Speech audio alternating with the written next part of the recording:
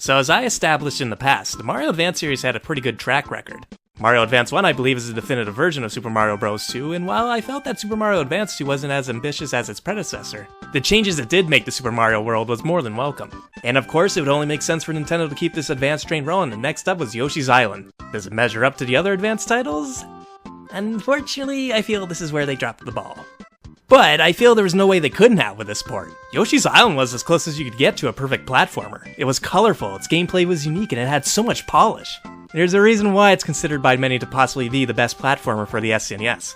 So what could you really do to make this port better, or at least on par with the original? Unfortunately, I don't think they could have, given they made some changes, but they are so minor that unless you lived and breathed the original, you're not going to pick up on it. Now, I give credit where credit is due, and I appreciate that they gave this port 6 brand new levels, which are good tests of gaming skill. Just isn't really enough to recommend this port over the original.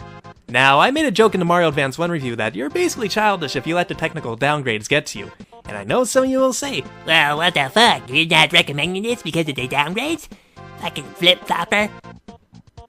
Shut up. Cause the difference between that port and this one is that Mario Advance 1 made so many changes that have more than made up for the slight downgrades it did get.